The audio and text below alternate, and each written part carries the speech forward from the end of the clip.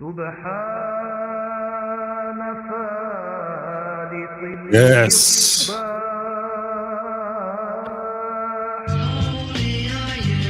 Yes, that's right, infidels. Rise and praise. It's the ultra declassified. Sure, Jam. Put you in the camel clutch, crack your spine like a Dutch Episode sideline. of the Ringside, Friday paralyzed, Locker Room. fuck a crutch, 'cause Here, you're gonna need a Tommy wheelchair. Media Group. Then I mean with the overkill, smash your baby Operation face with a steel chair. IOP The World. square circle, you'll get killed there. Black and blue when you turn a purple, leaking red when it's spilled there. Ain't Bill Fair catching heat with the crowd, just another vicious heel down the cheat, and he's proud. Hear the screams. Goddamn right, I'm proud. And I'm proud of you guys getting up this morning, getting after it on a Thursday morning, tuning into the Friday Locker Room. Hopefully your day's kicking off all right, and if not, we'll take all the heat and all the yeet and put it back on the system. So good time this week, man. Another great crossover opportunity for HMG. I want to say thanks to the guys at Reffing It Up podcast, RJ Krasinski, Baby Hebner, Jimmy Corderas, Daniel Spencer, for having me on their show. Really had a great time going into the Zebras locker room. A lot of people don't know, man, what a tight-knit group those guys have to be. We'll give them one. It's early. Group. And they were a class act all the way. Good to hang with those guys, and I can't wait to have them over here on HMG and on Russo brand, and just making more of the best content for true wrestling fans from people who've been in the biz at the highest levels. So no need to go to the dirt sheets, the Mark reporters who've never taken a bump and never paid a due. But he's paid a lot of dues, and he's come up big in the ranks, man, whether it's acting, whether it's production, or right here as producer of the year. It's MSG back in the studio. Good morning, pal. Good morning, sir. Good day to you. We are on the precipice of winter here, as it's getting really, really cold here in the Northeast. Yeah. Had to buy some more clothes yesterday. I was like, it looks like it's time to buy some winter clothes again. I bought a goddamn shovel yesterday. Oh, you did? So yeah. Last winter was a mother, and that one had probably about 5 years on it. And after that ice set in, tried to shovel it with the plastic shovel and just cracked the end of it because it was so cold and brittle that day. So got myself a new one with the bent neck, so the old man doesn't have to bend over. He can just fucking push her along. So yeah, man. But yeah, I got to gets me a new winter coat too, I think. Usually I just try and suffer through with hoodies and some lighter fleeces, but I think this year I'll be out on the trail with my father and brother riding some snowmobiles, and that ain't going to fucking cut it because at 90 miles an hour, that wind will rip right through you like a goddamn ninja sword. Well, yes, it's. I definitely noticed it when we were going out to the car the last couple of days. I was like, oh, great. Here we go. It's on its way. Well, this is the Friday Locker Room. Ben, before we get into the headlines, did you have anything you wanted to get off your chest? Something that it's been, bothering you this week at all? Ben's a lot of goddamn phlegm, that's for sure, in my chest. That's what it was, but I'm kicking out of being sick. Are you just setting me up to shine, or was there something you were alluding to? Because I don't want to botch the spot. No, I wasn't alluding to anything. Oh, no, I just, been following all my usual conspiracies and everybody back and forth, like losing their mind, and the Northern Lights, which we're enjoying this morning. I don't have any pictures, but I do got the Jaunty all-in-one vape, 90% THC from Jaunty, a great company available at Ravens Joint. And yeah, man, just more world psyop. I guess that's what my opening little side rant was. I was watching Jimmy Dore show this morning and others in the Blaze put out, and who knows what's even true. Blaze could be part of the entire psyop to manage both sides, and it's leaked that way. But that a former Washington, D.C. police officer dressed in COVID mask and hoodie was matched with this program AI gate that looks at people's walks and is 95% accurate, and that it was a female police officer that planted the pipe bombs at January 6th, and shocker, our own intelligence agencies working against us like they have been since they smoked JFK when he said he wanted to splinter the CIA into 1,000 pieces. And I also saw that the guy who allegedly Navy SEAL killed Osama bin Laden is suing 2 veterans in Florida podcasters who said that he didn't do it. And, I'm not down to get sued by the Navy SEALs, but I have a lot of questions too. And let's just leave it at that right now if lawsuits are getting thrown around. So there's just things that when it comes down to it, fucking. What kind of person to say a toe to so? But you know what? A toe to so. A fucking a toe to so. You've been with us for a long time, most of our listeners, and they've heard me while these things, along with the conspiracy horsemen and yourself and others, I'll throw us all under the bus, Matt, so you can take some heat. Say like, how many times are we going to fall for this? We've seen it for 25 years. We've lived it. We see the patterns. And then the 85% sheep who don't want to admit it, even though they know what's going on, because that would just crash their entire programming. But we've been deprogrammed for a while. And now here we are 5, 6, almost 6 years later, removed from that. People went to prison. I mean, you can go back. I had Pat Miletich on, the conspiracy horseman, within a month after, like, who was there? And nobody's arresting Pat Miletich if you don't want them to, So, and he was pointing out things then, and anything that, even the deal with the Charlie Kirk issue of like what is truth and the psyop, and it just is never ending. Every week there's going to be a major MK Ultra trauma-based experience for the people. And then I don't want to dunk on people that are my friends that I cared about, but I know a lot of actors and they're very fragile, left-leaning, will do whatever the system tells them to because they really just want to be famous and they know who runs Hollywood. We got Jews in the house. And they'll do whatever it means to carry that fucking, this is what I'm programmed to do, and I'll get over because my friends got over. I've been talking chemtrails since 2016, 2017, and now in the timeline over and over. Yeah, it's definitely spraying our skies with aluminum particulates, and for what reason? We don't even get that. It's nothing we voted on. This is Raytheon. This is Lockheed Martin, Northrop Grumman, just doing this shit based off of some new world order that they all belong to, and just decided, we're gonna do whatever we want to do, bro. And tell people, just put the psyop out there that they're crazy. These clouds been going on forever, and more cancer, more sickness, more autism, more ADHD, more, and it don't stop. So in 1 week, January 6th exposed as a complete FBI, CIA. Oh, and that girl who was the cop, she left the police department in 2021 when right after January 6th, and got a job at the CIA as security. It's just crazy how things work out that way.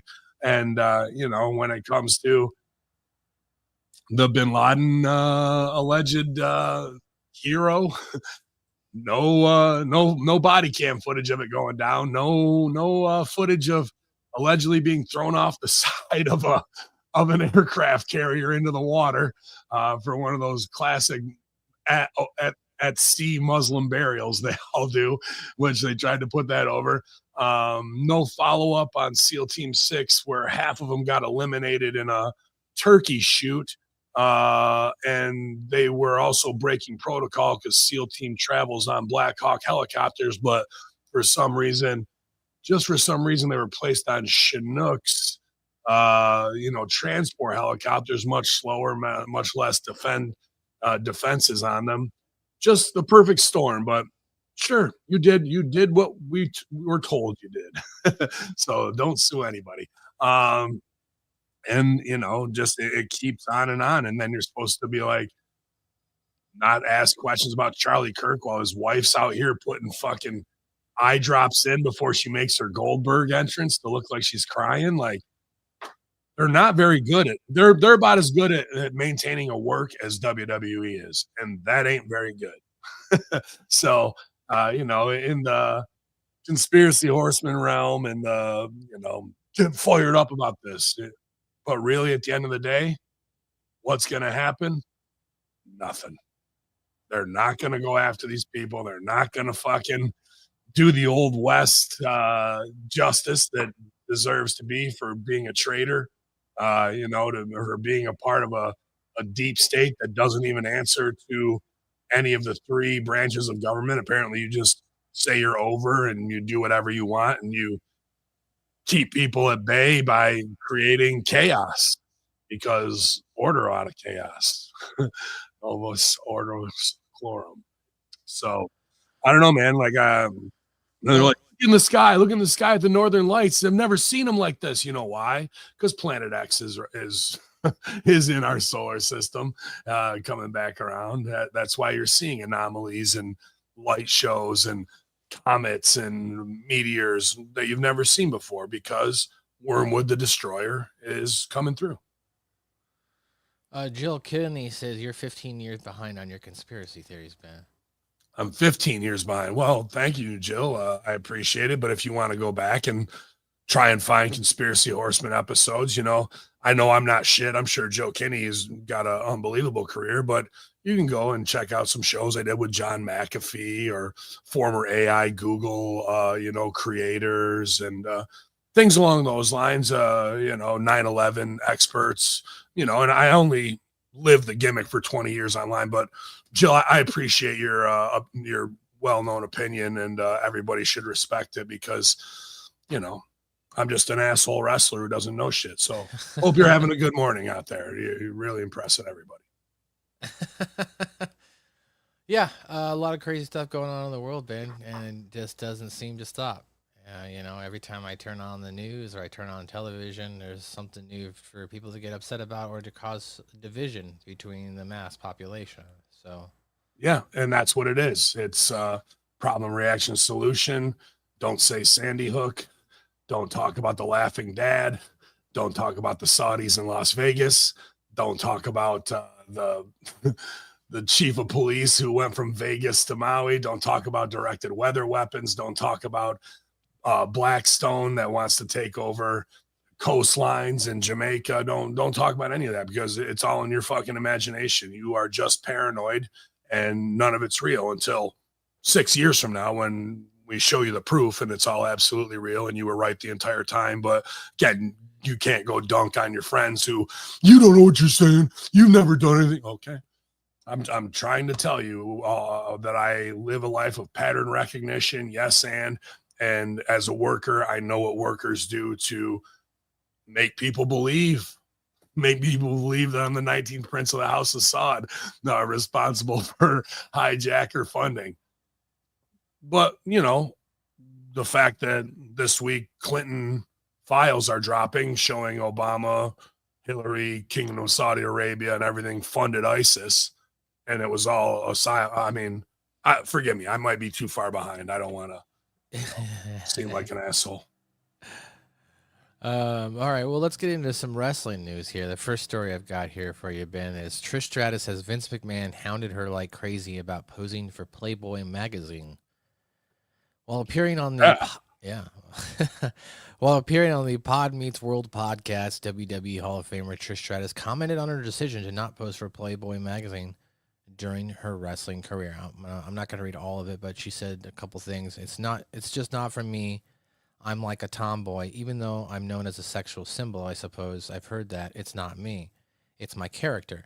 But I mean, I pull it off if I need to. But yeah, no, it was not even an option. I was like, oh, that's not just me. She continued on and went on to say, I just don't know. The sexy thing didn't come natural. So when Playboy came calling, I was absolutely not interested. Vince McMahon, oh my God, hounded me like crazy.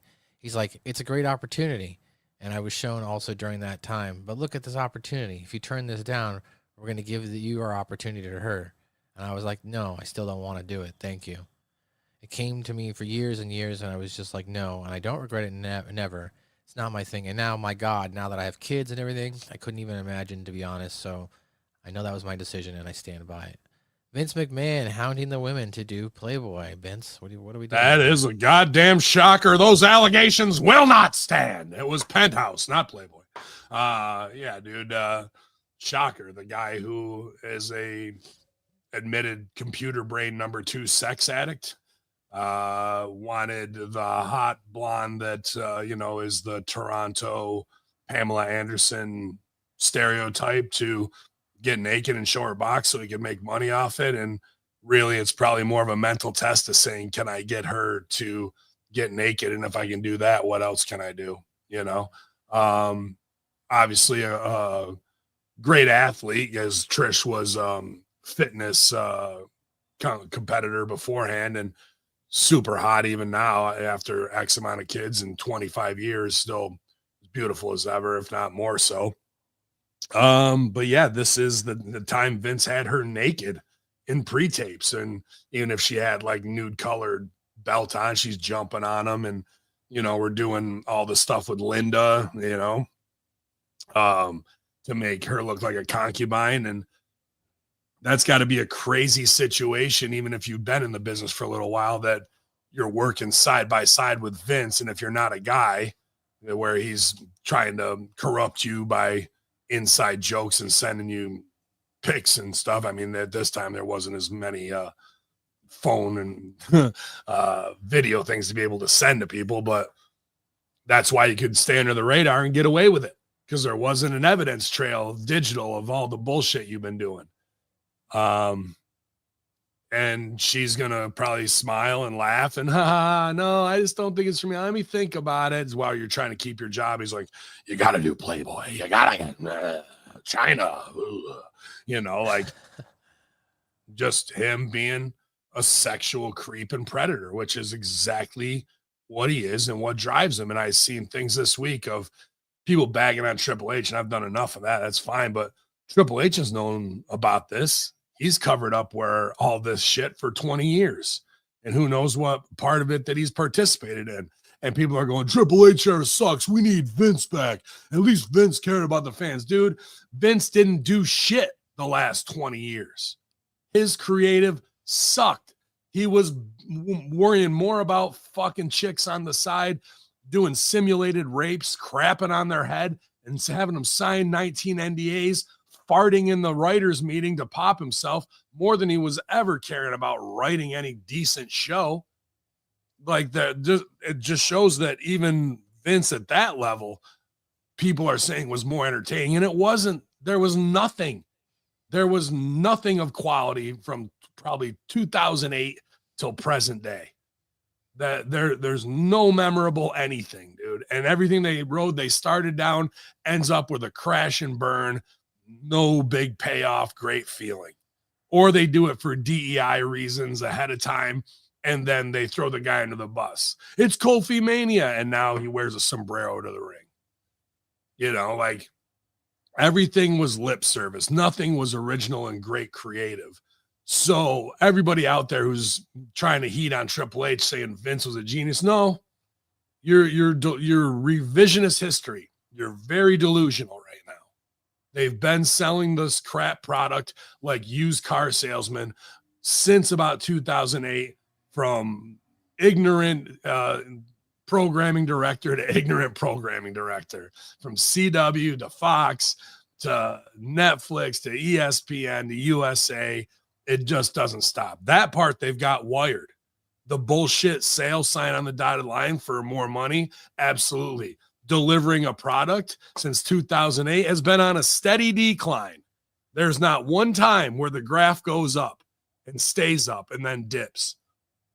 There isn't. And that is since the royal family of wrestling, Triple H, Stephanie McMahon, and Vince took the reins fully. Why do you think that wrestling is the only, I guess, form of entertainment that gets away with that? Because if it's any other form of television, reality show, news show, whatever it is, anything on television, if the ratings have been consistently dipping, they don't have a show anymore. And we've seen it time after time with major networks killing off shows that had bigger numbers than WWE, SmackDown, or Raw combined right now. That's a great question. How and why is it?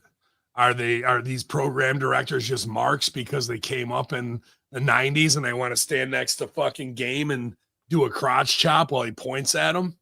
That's part of it. Like, is it the fact that Vince rubs elbows with people who might have been on Jeffrey Epstein flights, and they're all in that weird fucking club together. That could be part of it.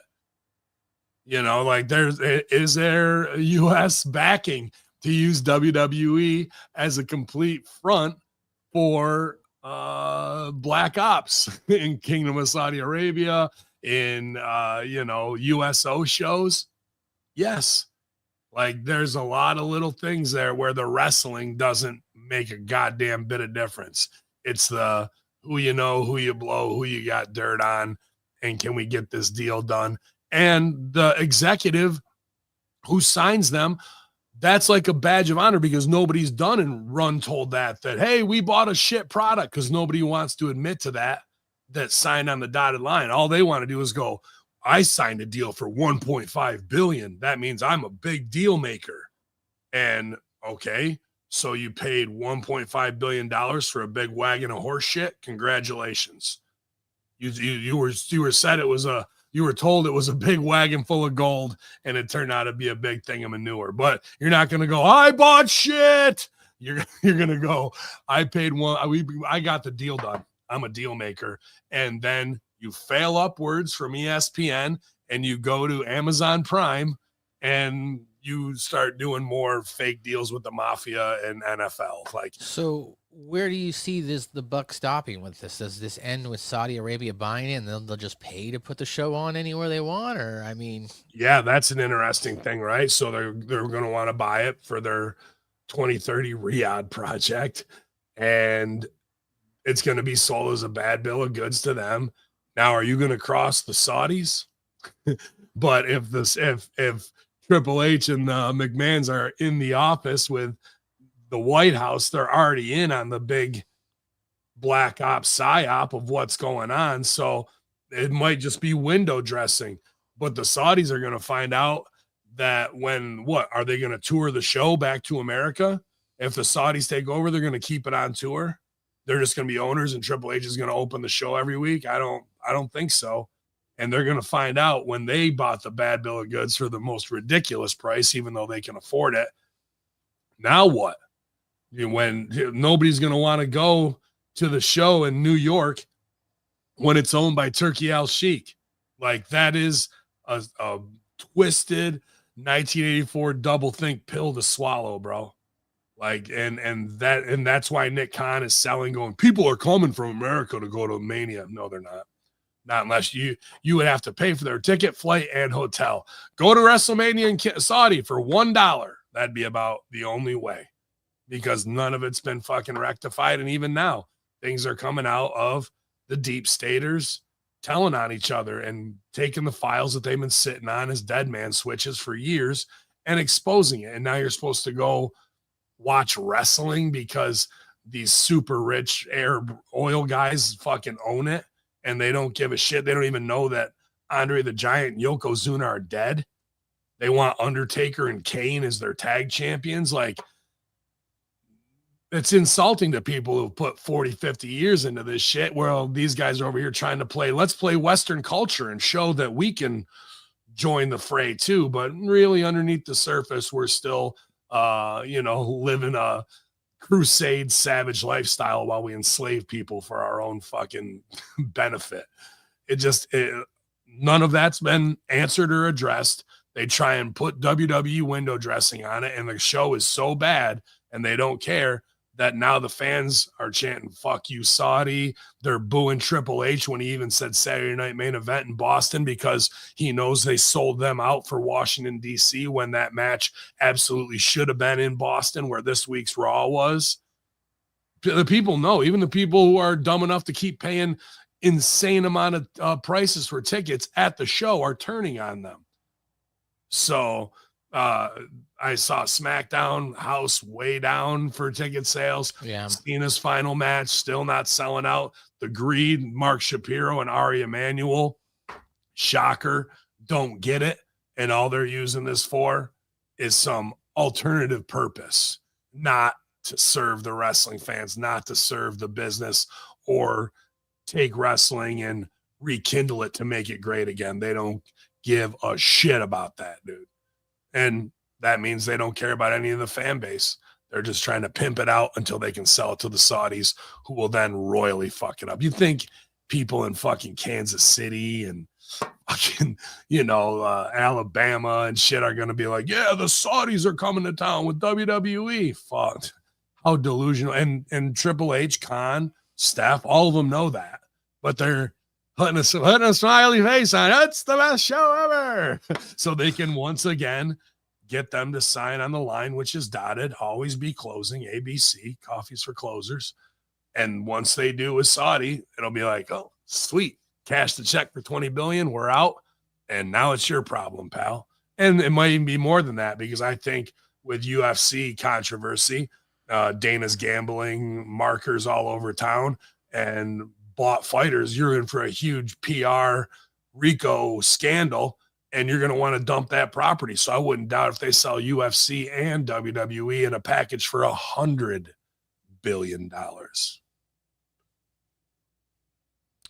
Yeah, I just don't understand how a company continues to get bigger and better money deals when the product itself has fewer and fewer eyeballs on it. It doesn't make sense from an entertainment standpoint. How do you lose 66% of your audience, make a profit that you're claimed to that's more, and sell it for a higher price? In 1 year's time, they've lost 66% of their audience. Yeah. And give me more. Dude, there's got to be other mitigating factors. What are we not doing? And where's our TV show? Yeah. We're actually running successful businesses. That's the problem. If only I would fail, then I would get more money is the answer, but that's really not the way it works. So how are they pulling it off? That WWE is part of some black ops psyop and the money doesn't matter. Like the money doesn't equate the quality of the product.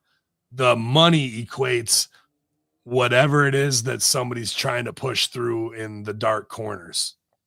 You know what I mean? Yeah. That's going on. Or like you said, there's somebody that is just, these guys are really big fans of wrestling and they just want to be, plays into it. They want to be in that club, right? Yeah. Dude, Jacob Allman was saying at Fox, we need creative solutions. We hear you. And we need solutions. Write us a contract for and then they hired Bischoff because he marked out. So Jacob Allman, who wants his show to be better and be allegedly and be higher ratings on Fox, then during the prime and debut of The Fiend, Bray Wyatt is taking pictures, breaking kayfabe in the production suite with Bray Wyatt. This is supposed to be our Freddy Krueger. Here's the programming director of Fox, who's a fucking wrestling mark.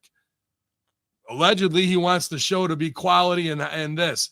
And then in the same fucking breath, he's marking out, taking a picture, breaking the reality that we're trying to create on his show. So why would I take anything he has to say seriously? This is where I'm like, these executives, and I'm not just throwing him on the bus, but this is the level of people you're dealing with, where we got to get ratings up, or otherwise I'm going to look foolish in the eyes of the board that we got this deal done when I sold them on it, that we're going to, it's a 3.6, but we're going to have it up to a 4.5 within 2 months. But really you went down to a 2.1. Now you're down to 933,000. Like, of course you look like the fool that you are, but got to get that selfie for the gram, B. I gotta get it for my own fucking inner child. I've loved wrestling since I was 5. These are the people you're dealing with. All right. Well, the next story I've got here involves Chris Jericho and TNA. So Chris Jericho says TNA looked like the second biggest company in the world at Bound for Glory. During this week's edition of Talk is Jericho, Jericho spoke with Team 3D and the Hardys and stated the following at one point. That crowd looked huge. It looked huge. It was like a WWE level crowd. The place was packed. I was watching this, and, not saying anything out of school here, but comparing it to watching the AEW Dynamite when they were there at the ECW arena, which looked like a Tony Condello, promoter of International Wrestling Alliance in Manitoba Canada taping. Sorry, it did. TNA looked like the second biggest company in the world, and that was amazing. The presentation was amazing. I mean it. It looked like WrestleMania. It really did. Is that something of note here that Chris Jericho, who Yeah. we don't know, if he's still employed by AEW, or is this more of a sign? Hey, Jericho's getting ready to go back to WWE. Oh, of course it is. Like, if that shows that he's already wrapped up there. And I saw that Edge is stepping away too, right? Like, so. Well, yeah, I know Edge is shooting something for television or a movie or something like that, but yeah, that doesn't mean anything. He could still. Yeah, show no, up dude, you want to go there and do it. What has Edge done in AEW? Not much, man. Yeah, dude. Cope. Cope. He's Cope. Yeah, sure. Like, it's trash, and he knows it. He went there for the check to make sure his family's taken care of, and absolutely. And I'm sure in his heart he had good intentions of giving people the rub, shines, and all that shit. But Tony can't write his way out of a wet paper bag, and Edge was probably like, "Well, what if we do this?" And like, I've got ideas already. Oh, okay, dude, you let Edge book his own shit. You go. You got 12 minutes. Do what you want. Here's the business I kind of want. You punch it up. Do whatever you guys need to do. You're way smarter at this than I am. I'm gonna lay out and watch. Instead, they probably micromanaged him, had him do dumb shit where he's just, okay, cash the insane check and shut the fuck up until you get to the point of like, why did I just waste the last 2 years of my life for this money? And I've hurt my own career when I can go back and do something with Cena or what have you. And Jericho posting ab pics, saying things like this. Of course he's on his way back to do something, but I don't like that. I want a moment where it's the Jericho countdown clock out of nowhere. And now we know it's coming because of little breadcrumb trail things like this. You know what I mean? Of getting in super shape. Like, why are you back on the gas at age whatever? Because we know you're coming back instead of laying out. And both those guys are supreme workers that I hold in the highest esteem. Jericho, especially, is one of my favorites since back ECW era. And Edge and I had one of the best locker room conversations about conspiracy I've ever had, to be honest with you, at 2CW the last time I performed, where we were performing, so I guess it was 10 years ago. So I hold both those guys in high esteem as workers and as, how they conduct their business. And I was Beth Phoenix's young boy at OVW, not so young boy, I guess, 28. So I don't look down at them and like for them making their money, but I like a protected secret. And when everybody goes, the surprise is going to be Jericho, well, then it's not a surprise. Yeah. I hate hey, everybody, watch this. And then like, it's always going to be at the end of it. You're never going to live up to it.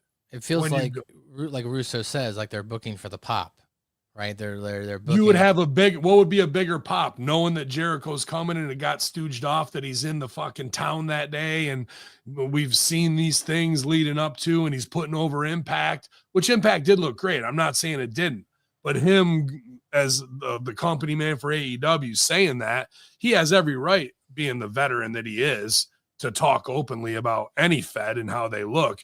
But to say they look like the number 2 company is a direct shot at fucking Khan, right? Right.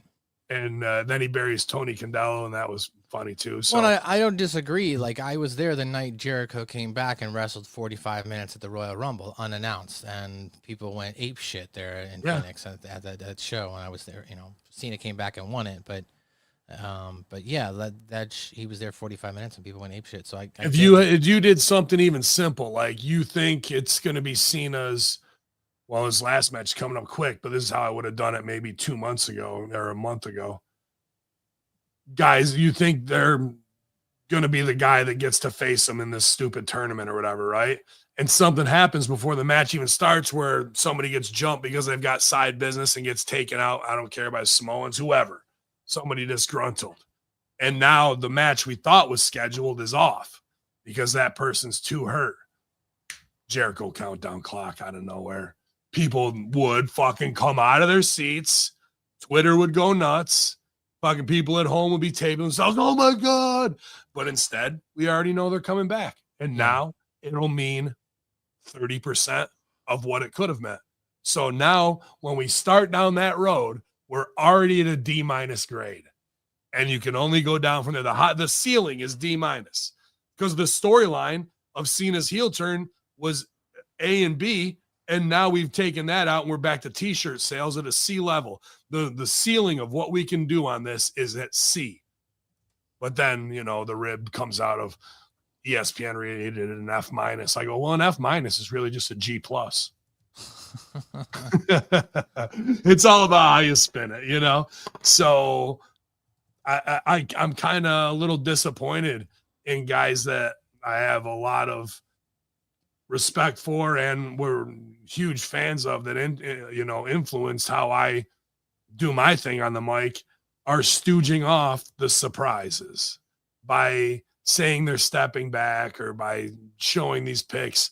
Those are all little like, here's a little, put a pin in this, like, so the internet can start talking. And I understand why they're doing it, because they want to create buzz, but the surprise would be way better if nobody knew it was coming. But that's done now based on what they've already done. That the actual moment they could have had is gone. Well, speaking of gone, women who have been exiting wrestling promotions, have you been keeping up, or did you talk at all this week about the Tegan Knox and Miranda Lee stuff from AEW Collision? Yeah, I know there was some follow-up after words, and I say this guy's name of like who should be a leader over there, because again, huge respect for his family and his mindset, and I think the greatest character possibly in wrestling history is Dustin Rhodes. To show how to walk the line, how to steal and bring something to life that's outside of the box and make it fucking part of Americana. The guy is unbelievable and still underrated in his performances, let alone being Dusty's son, Cody's brother, what have you, having to wear those tags. I think he's a better performer than both of them. And sometimes he can go off online, but he said, when you get the chance to perform, you go out there and perform. And that's it. Like, people kill for these opportunities to get a dark match on AEW. These girls, Gen Z, iPad fucking raised, helicopter parented, whatever, that, now I got to dye my hair Kool-Aid colors to be a woke Gen Z or whatever, or just to stand out in wrestling. That's fine. Really work a crowd. You've been hurt because you've done a ton of spots that were stupid and your body's small and not made for that. And then you're part of the cool kids club and you're endeavored and you get invited to AEW, but you think you got to pull 20 minutes and get all your shit in when you don't. You need to get heat and you need to get a baby face over. 90 second promo, 90-second get over with the fucking hot girls of AEW running in, getting their shit in, which would then show everybody that you don't have an ego, that you're willing to come in and get beat quick, but you also just laid the foundation for you to come back and now have a feud with those girls, the hot girls versus the fucking Hot Topics girls. Right? Yeah. But no, like 3 minutes, I'm insulted. That's not going to work for me. We just rather not. Is that cool? Oh yeah, that's cool with us. We agree. 3 minutes. No, you could show the world that you can get over in 3 minutes and you don't need 20, because everybody else on that show is a goof too, who wants to get 20 minutes in, when I could walk to the back and go, I just did business in 3 minutes. I took one bump and got shit canned, and had a reaction and got over on camera. And you could half bury WWE without ever saying it, and that's going to make Khan feel fucking great that he got over on him. Now you're working promoter. In 3 minutes, you could have got all that. And Dustin says, after the girls are like on their Twitch, no, there was no heat, and everybody, like, that goes to show you don't like what silent heat is. And with a look, that's how fast you're buried. With a look, and go ahead. I was just going to say, just to catch the listener up, essentially, if you missed the story, Tegan Knox and Moraine EW collision show, before the actual match took place, there was a conversation where they were told that they only had 3 minutes. I guess they purportedly, or they stated that they, along with Ty Mello and Anna Jay, their opponents, all agreed that 3 minutes was not enough. So they were polite, respectful, and they said that the 3 minutes isn't going to benefit either of us. We want what's best for everyone, so respectfully, we prefer this to go to someone that it can benefit. I mean, the 3 minutes, and it went to other two females. Good on them. That was never bad blood. We spoke to everyone at all, except we called our producer over. We said everything, and we spoke to a lot of people about this, and they were all in agreement, like, hey, 3 minutes is just not good for anyone. And then they went out and drank beers and taped it. To show even more how foolish stuff. Like, we don't, it's no disrespect, but fuck it, we're out of here to go pound some pints real quick. And the reality is maybe minutes isn't good for a match. And I would say, you know what? I don't feel like I can, but I know I want to help get these girls over. What do you think about this in 3 minutes? Here's my promo. Here's their spot. We're effed off. And I leave it so it looks like we have to follow up business. So that makes me smart to get a second booking. And you get to bury WWE backhanded that just cocked you over. These are kids who don't understand the identity, and that's what Dustin is saying. And here's what really pisses me off, because I love him to death, the bookie monster. My best man, too, Mike Mondo, who's got to go back and forth with AEW to get shine in NWA. These guys are fucking supreme workers with unbelievable skills and fucking bodies and age. They're way out of their 20s. GGP almost as old as me. And he fucking looks like $1 million, and he's on the road every weekend in main events. And these girls get a chance because they came through the Shawn Michaels meat grinder, and they fucking spit in the face of an opportunity. But the guys I'm mentioning are better than 99% of your top guys in your locker room. GGP is better than fucking Dean Ambrose. Mike Mondo's 1,000 times better. Like, the guys that you got could barely lace those two guys' boots and make it as simple as they can and get a great match out of them to the point where they're going, fuck, that was easy. Yeah, because those are two top pros, and those guys can't get a shot. You give either of those guys 3 minutes, they're going to fucking blow everybody out of the water in that time. And you got guys like the Outrunners and Dalton Castle who are cut from the same cloth, trained by Mondo, trained by Rip, trained by Nick Dinsmore, trained by Joey Mercury, who made all your top guys. You ask Dean Ambrose, Seth Rollins, and fucking Tribal Chief, who helped them get this business. It's Joey Mercury and Truth Magnum. Shiloh Mount was with Joey day one, but we only keep those guys on ROH, or they get over doing character, but yeah, bro, we do high spot here. Nope. Every high spot retard you got on your roster should be watching those guys and going, okay, that's how it's supposed to be done. That's how I have 25, 30 years in this business without taking stupid bumps off a ladder, through tables, through a goddamn plate glass. That's how I don't take mirrors to the face as a woman. Like, they have it right there. And they refuse to fucking go down that road. And I can only imagine when you got a guy like Dustin, Mark Henry, Edge, and they have to see this fucking New Japan bullshit, this mark out shit for Meltzer's shit all the time. Like, what do you expect from them? Of course, they're going to go Impact's the number 2 company, because they actually have people who know what they're doing, like Tommy Dreamer, like fucking Santino Marella, and plenty of others, where over here it's romper room, bro. Like, it's kindergartners in charge of 12th graders. It's crazy. All right, well, moving to our next story here, I found this one to be interesting. But it does get me hot, bro, with GGP and Mike, because I care so much about them and I respect them so much. And then these fucking Florida water morons get a shot and they can't even get that done. And then these guys are back on the indies taking bookings, bro. Like, it's straight up spit in the fucking face of true workers who know the shit. I would go to those girls and give them the easy test of like, where was WrestleMania 3 held? Well, name 5 people Hogan beat for the world title. Like, I bet they wouldn't even be able to do 1, maybe 2. They would know the simplest wrestling questions. They wouldn't even know. You could name guys from the 80s. They might not know who Coco B. Rare or Hillbilly Jim is. They may have never even seen one fucking segment from them, but they're getting AEW time offered. No, you're done here. Just go start your OnlyFans and break out the Sibian. Nobody gives a fuck about you anymore.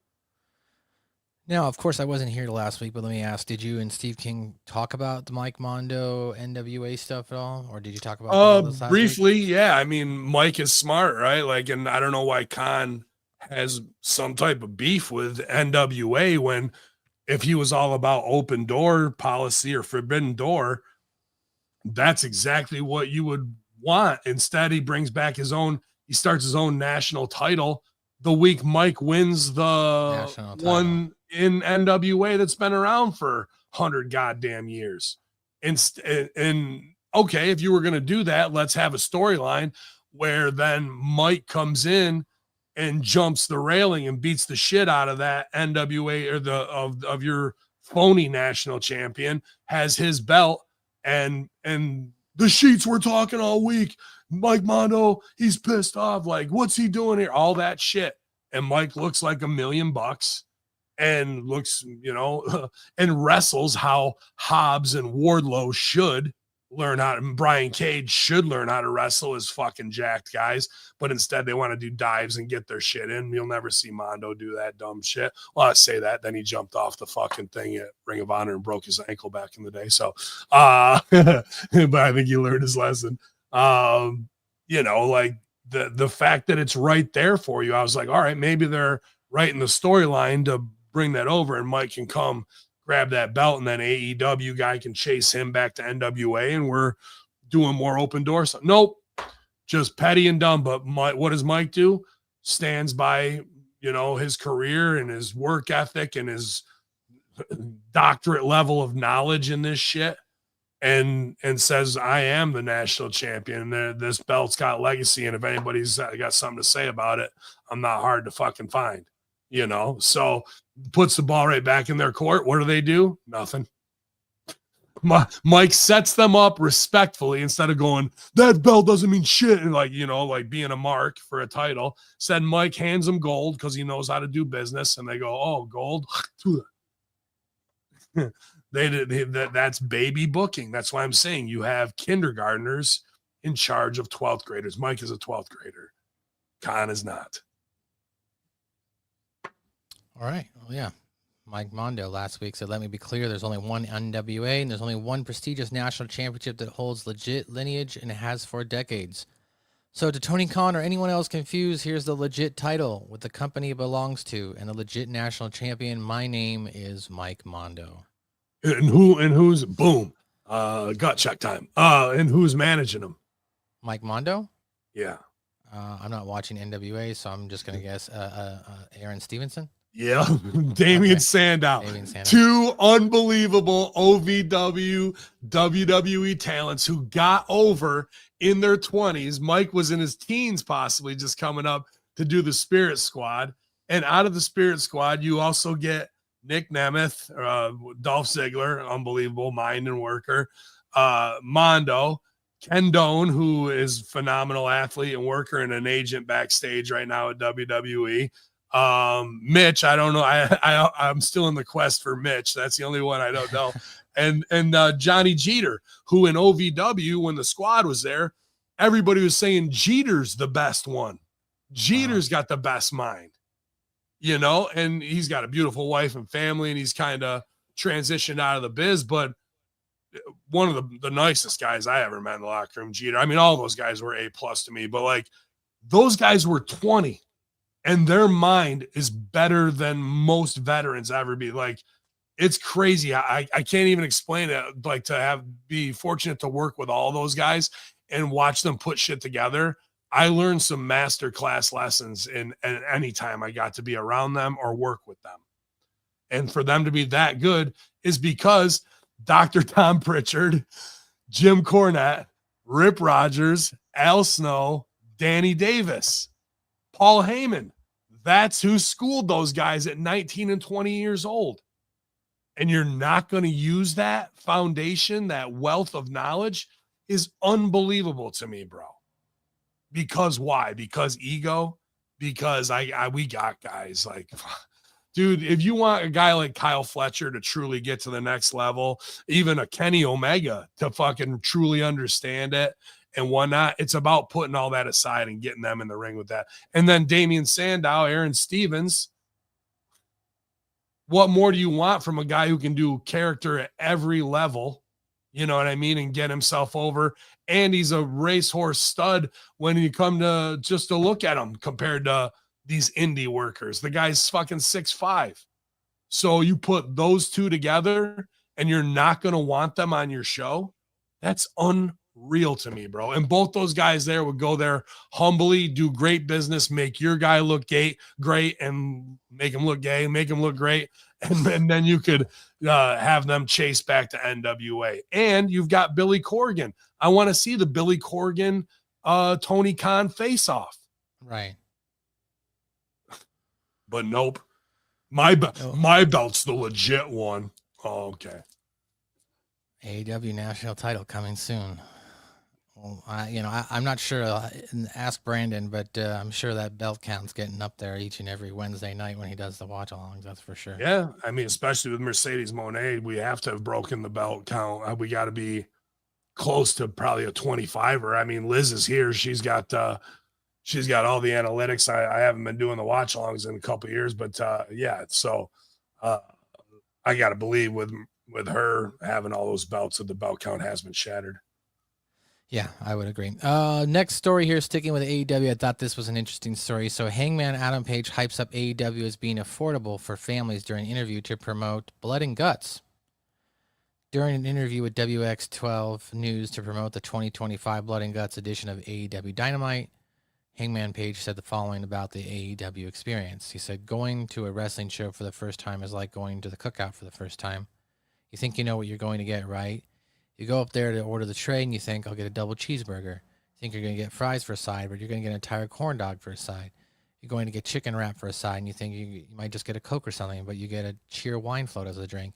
It's the entire experience, everything that you could want, things that you didn't know you wanted.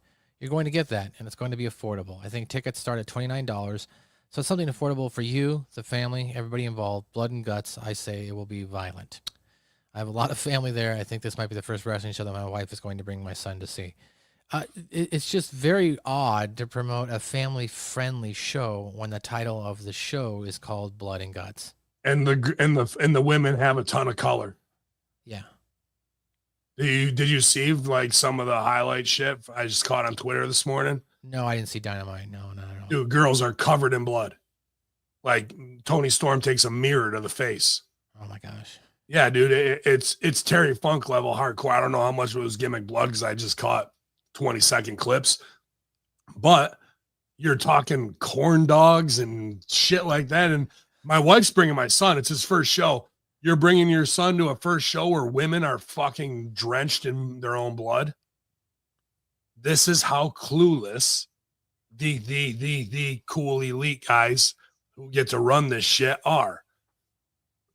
Our tickets are cheaper. Yeah, well, if you want families, you better serve a family product, not a Yokohama death match from FMW, you dumb fucks. Like, you couldn't be more tone deaf at the opportunity you have and then delivering the complete wrong product to endear yourself to the disenfranchised working class families. You invite them only to have them show up possibly and go, what did you bring our child to? And your kid's at home going, Mommy, I can't sleep because the bloody girl's under my bed. Like,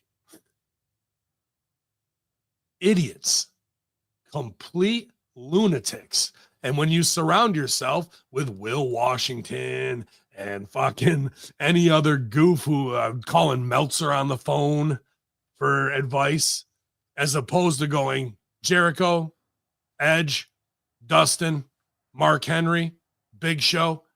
You guys are in charge. I'm just an owner. That's what someone with half a fucking brain cell would do. But instead, I've been writing this show since 8th grade. I've been writing this for 30 years. Really? Have you? Because everything I see is the most wrong decision at the most opportune time. Whether it's that stupid soliloquy about you thought you were getting French fries, but you actually got an extra corn. What the fuck are you talking about? Butterfly pants? Fake ass cowboy? Like, it just don't get. Hey, I burned your house down and fucking came into your house, into your child's bedroom and was going to abduct them. Let's have a wrestling match. Okay. Buckshot lariat, everybody. He did it. He did a flip with a clothesline. They don't understand this shit at the smallest level, bro. But I'm supposed to put him over. Why? Because the Bucks did in Japan and the being the elite fucking thing. You can put over that he's got a big cock on him. Great. Good for you. Then the bell rings. He dressed like Tony Schiavone. He got him. Wow. What just phenomenal stuff, everybody. Phenomenal stuff. Well, that's all the stories I've got here. But sticking with pro wrestling, it looks like Vince Russo's debut show here should be coming up here with JCW this upcoming today, Thursday. I think the show drops on Thursday. Yeah. Last week's episode drew 30,000 views so far. I know Vince was pushing it on Twitter all week, so shout out to you guys, the brand, Hami Media Group, and everybody else sharing and watching. Any update on JCW? Has Russo stooged off anything to you, Ben? Yeah, I mean, I'll stooge it off and I'm fine because allegedly, and I don't need to fucking take credit, but it's nice when Vince asked me, for help with creative. So Nice. he just wanted some gimmick match ideas. So I was happy to provide some, and we'll see if they make it to the light of day, man, and anything that pops into my head, I'll always send them. And I really liked, the promo he did. I don't care if it's an indie. I want to see a triple cage. Make that shit happen. I told him, no, not 3 cages. 4 cages. You got to go bigger, right? So, Yeah. yeah, man. I mean, there's plenty of opportunity to do group mind and come up with something cool, man. And good idea is a good idea. And usually when you present it and we're doing art by committee and people start adding their own 2 cents, that usually blossoms into something beautiful that everybody has ownership of. So regardless if it's the clowns or extreme characters or Vince cutting a promo on young talent backstage that instantly put that girl in the moment and she snapped out of her 30-second, I've worked hard for this, nobody knows my path, and like, shut up. Look, we're not going to play that here. Like, when somebody's like, you can only have a real reaction. And Vince said they did that in 1 take. I go, yeah, you have to, because if you do a 2nd take, now you're trying to recapture a moment where when you get the true moment on camera and you don't smarten her up as to what you're doing, now you've seen a true human reaction and you can't fake that. No pro wrestlers are that good of actors. Maybe to actually recreate a false moment of like, whoa, what's Vince Russo yelling at me in the middle of the promo for? I'm out of my secure space and now I'm actually reacting. And you're going to get it that he's either working with you or you're going to be like, is this the take? And screw it up, So yeah. I love that he practiced what he preaches, and shows don't tell, as we sit here and break down all these stupid promos every week backstage that are supposed to look real. And they're the farthest thing from that. And, he's going, this is how it's done. And I can do it with talent that nobody even knows who they are. Right. And put in any 24-year-old girl with a bad dye job and a nose piercing. I'm going to fucking get a performance out of them. And this is how you do it. But meanwhile, we go back to WWE and they don't know, over and over and over again. Jade Cargill's walking backstage with a coat on and just drops her coat in the middle of the, like, you're stupid. I'll be like, hey, idiot, you dropped your coat, and make her look dumb while she's trying to make her look cool. That would take her out of her comfort zone. Instead, I got to play along. Jade's so cool that she can just drop her coat wherever. She's a star. Like, no, that's not how it works. If you came into your house and fucking dropped your coat in the middle of the floor, your wife's going to chew your ass. Your mom or dad's going to be, what do you pick your coat up? Like, give me a real reaction. That right. People just going backstage. Oh, she dropped her coat. She's a star. I'm that bitch. No, you don't even understand what you're supposed to be. Who wants to go? She's that bitch, everybody. She's my favorite. Like they don't have any clue, bro, of how to get anybody over. They're so inside the bubble that they have no vision of what they look like to people outside of this shit. They're laughable. They look like fools. Well, of course, we got coming up next week, Ben, 2CW Squared Circle. 2CW Squared Circle Wrestling, that is. Older, bolder, fatterer. Yeah. Is coming up next week. It looks like here, just looking at the ticket map, all the first row tickets are sold. Most of all the second row tickets are sold. So if you guys still want to get tickets, you can for third row or general admission. Looks like there's but you know, it's getting close, guys. So if you want to get your tickets, now is the time. You got about a week left. So let's sell this thing out and let's make this a memorable night for everyone. Yeah, GAs are going fast too because they went on sale in Watertown at Kinney Drugs and stuff. Okay. Where everybody kind of has to go for their drugs, aside from Ravens Joint. And so GAs, and there's only, I think, 550 seats in the place, so it will probably be standing room only. So if you're coming to check it out, I mean, there isn't a bad seat in the house. That's one good thing about playing the smaller X venue, but they will go fast. So if you want third rows, I think that's the last row that's like preferred seating. I'd eat them up now because they will be gone, especially and one ticket gets you into both nights for the Hardy Party night one, which is going to be Jeff's band along with podcast and other fun surprises. Maybe I'll do a little stand up or something. We'll see. And night two is the wrestling show with everybody from The Godfather, Moose, Santana taking on Mike Skyros is going to be fucking banger.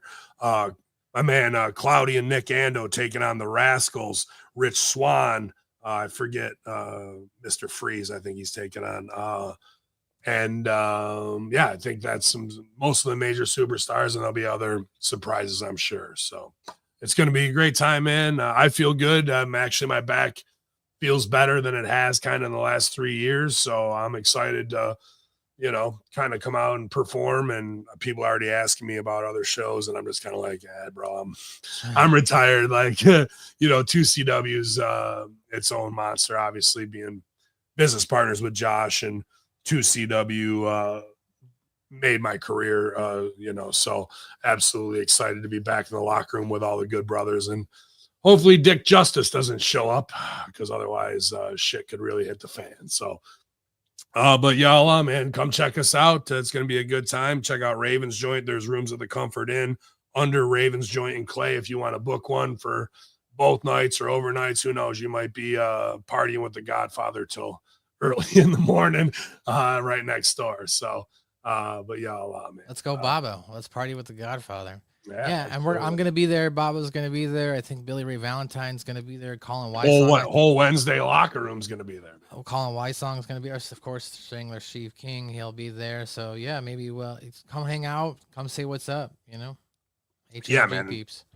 Yeah, I'm super excited for that. I'm excited to finally get to see Ravens Joint in person. So that'll be cool too. Yeah, man, it'd be really great to have all you guys there. Like, I don't know, makes you feel like a proud dad. And at the same time, we've created something digitally, remotely, and used the internet to create a community of whatever, disgruntled wrestling fans, good brothers and sisters, and just people who want to connect and talk, about things we're passionate about, or, to blow off steam. And again, it's no shot at SEAL Team 6. And I totally believe you killed Osama bin Laden.